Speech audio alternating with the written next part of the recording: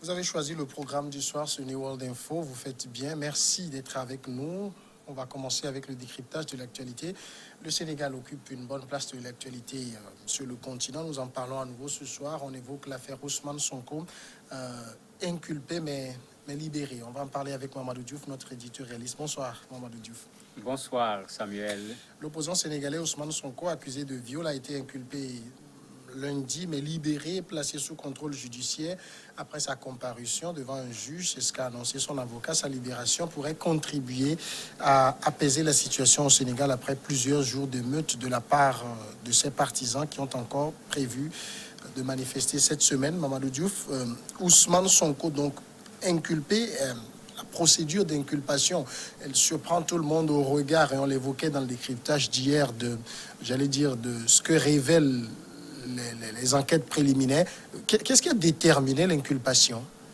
En fait, ça aurait été difficile de dire qu'on va garder Ousmane Sonko en prison, et pourtant c'est la règle parce que au Sénégal aujourd'hui, le viol a été criminalisé. D'ailleurs, Ousmane Sonko, en tant que député même, a voté la criminalisation du viol. Donc, dans le principe, quand on attrape quelqu'un pour viol, on devrait plutôt le garder. Mais, vu la situation actuelle, il fallait trouver une astuce. Et comme la procédure et le droit, c'est quelque chose de très fin, ils ont trouvé la solution. On l'inculpe comme s'il y a une procédure qui est là, qu'il faut poursuivre. On le laisse partir en lui demandant tous les mois de venir se présenter. On lui demande de ne pas quitter le territoire, etc.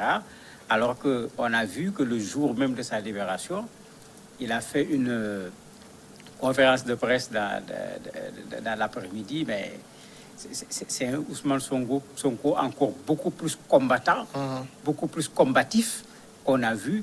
Donc le fait de le mettre sous contrôle judiciaire ne semble avoir rien changé dans son attitude par rapport au combat qu'il veut mener pour le Sénégal. Quelles sont les obligations du contrôle judiciaire?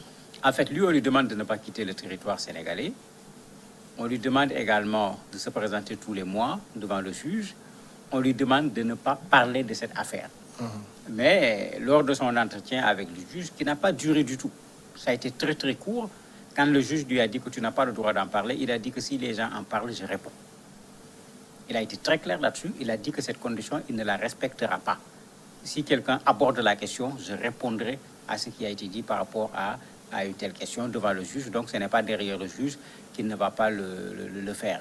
Maintenant, ça ne change pas grand-chose parce qu'il y a un autre également qui est dans la même situation, Barthélémy Diaz, qui est maire de Baobab Sacré-Cœur, qui provoquait en disant aux gens, moi je suis dans la même situation depuis 10 ans.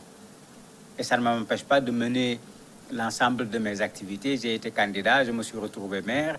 C'est un parmi ceux qui défendent la candidature de Khalifa Sall à l'élection présidentielle, mais on le voit partout défendre Khalifa Sall comme candidat, et ça ne change absolument rien. Il en a profité même pour provoquer en disant que dans le gouvernement, il y a un ministre qui est dans la même posture qu'Ousmane Sonko, puisqu'il avait été saisi par la CRI, la Cour de répression de l'enrichissement illicite.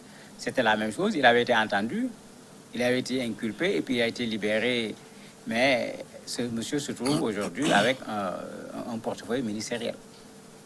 Alors, dans le cas d'Ousmane Sonko, on comprend très bien, l'affaire embarrasse les autorités. C'est un peu comme s'il fallait rapidement s'en débarrasser. Ah, mais c'est clair, c'était une patate particulièrement chaude. Il fallait trouver de l'eau pour tremper la patate, pour qu'elle se rafraîchisse. Ils ont trouvé la solution. Bon, c'est vrai qu'il y a eu beaucoup de lobbying le week-end, puisque le lundi, si Sonko n'avait pas été libéré, mais c'était la catastrophe à coup sûr. Puisque les gens qui sont sortis pour aller au tribunal, malgré toutes les dispositions qui avaient été prises pour empêcher les gens d'accéder au tribunal, les gens qui manifestaient, qui se regroupaient dans d'autres espaces, la marche qui était prévue dans l'après-midi à partir de 11h, qui était appelée par le mouvement pour la défense de la démocratie, mais on allait vers un lundi, mais même beaucoup de journaux avaient titré le lundi de tous les dangers. On ne savait vraiment pas dans quoi on allait se retrouver si Ousmane Sonko avait été arrêté et mis en prison. Donc, il y a eu un très bon lobbying pendant le week-end, les guides religieux en particulier, puisque même quand le président Sall parlait, il en a parlé. Des autorités de la société civile également ont fait exactement la même chose. Certains ont même rencontré directement le président de la République. Bon, tout cela a amené à trouver une astuce pour que on n'humilie pas la justice, qu'on ne dise pas que rien n'a été fait. Mais avec cette situation, on garde quand même une sorte d'épée de Damoclès sur la tête de Ousmane Sonko. Mais je vois mal cette procédure aller plus loin que là où on en est actuellement. Alors, inculpé, placé sous contrôle judiciaire, ça veut dire qu'il y a une information judiciaire qui est ouverte? Oui, tout à fait, puisque normalement, on va vers un procès. D'ailleurs, dans sa déclaration, Ousmane Sonko est très clair, lui, il dit qu'il est pressé. Pourquoi les gens attendent? Lui, il veut que le procès ait lieu rapidement. Pourquoi on va attendre et qu'est-ce qu'on attend? Lui, il veut le procès rapidement, puisqu'il l'a clamé haut et fort, il est innocent, il l'a dit, il l'a répété. Il a même dit quelque chose qui a fait réfléchir les gens en disant que mais s'il avait violé la fille, ça veut dire que lui, d'abord, c'est un délinquant. Et si c'est à cause de lui, un délinquant, pour un délit qu'il a fait, qu'il y a eu autant de morts au Sénégal, lui, c'est un criminel. C'est lui-même qui l'a dit, personne ne lui a posé la question, et la réflexion a fait réfléchir bien des gens sur qu'est-ce qui a bien pu se passer dans ce salon de massage. Mais est-ce que vous pensez réellement que la justice va vouloir creuser l'affaire ou bien on met cette épée de Damoclès sur lui pour l'empêcher d'être libre de tous ses mouvements? Ben, on a vu ça plusieurs fois. Quand on parle de la CREI, à part Karim Wade qui a été jugé, la liste des personnes, c'était plus de 25 personnes. Mais bon, ceux qui ont rallié le pouvoir, leur dossier au niveau de la CREI, assemblée rallier également le pouvoir, on n'en parlait pratiquement plus. Ce ministre dont on parle, c'est la même chose. C'était le numéro 2 du PDS. Il était député à l'Assemblée nationale. C'était lui le bras droit de Maître Abdoulaye Wade. Il avait été cité pour ses problèmes de la CREI, mais quand il a commencé à se rapprocher du pouvoir jusqu'à rejoindre aujourd'hui le président de la République, on ne parle plus d'enrichissement illicite en ce qui le concerne. Il y a plein d'autres dossiers également qui ont été déposés, mais qui ne vont pas loin en fonction de la posture que la personne prend.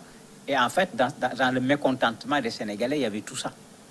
Puisque une des choses que les gens disaient, mais pourquoi toute cette célérité dans la procédure pour lui, alors qu'il y a d'autres choses qui sont là depuis fort longtemps. L'équivalent de Aplucia, qui chez nous s'appelle OFNAC, a déposé plein de dossiers. Sur ces dossiers-là, rien ne bouge. Comment on appelle ça? Les rapports ont fuité. On sait qui a fait quoi. On sait c'est combien. Mais rien n'a été fait par rapport à ces personnes parce que ce sont des personnes proches du pouvoir. Mais ça a servi de catalyseur par rapport à tous ces mécontentements, de sorte que à un certain moment, dans la manifestation, ce n'était plus une affaire Sonko et une jeune fille qui s'appelle Adji Sarr, mais c'était l'expression d'un ras-le-bol des Sénégalais par rapport à un ensemble de choses qu'ils trouvent anormales. Le président de la République, Macky Sall, s'est exprimé hier. Est-ce qu'il a comblé les attentes des Sénégalais? Est-ce que les Sénégalais ont entendu de lui ce qu'ils voulaient entendre? Pas totalement. C'est vrai qu'en prenant la parole, il a déjà répondu à un appel qui a été donné par tout le monde. Il faut que le président s'exprime. Il s'est exprimé.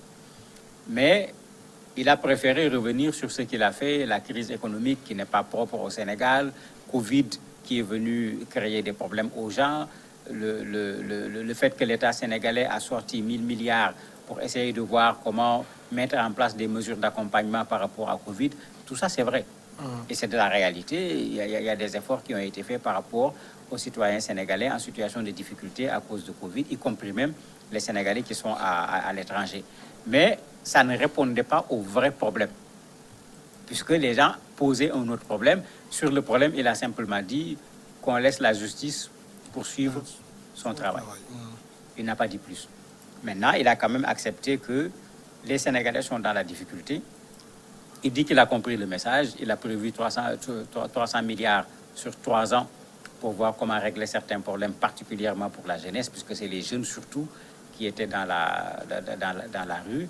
Bon, on attend de voir, parce que c'est un discours, il faut qu'il soit suivi par des actes.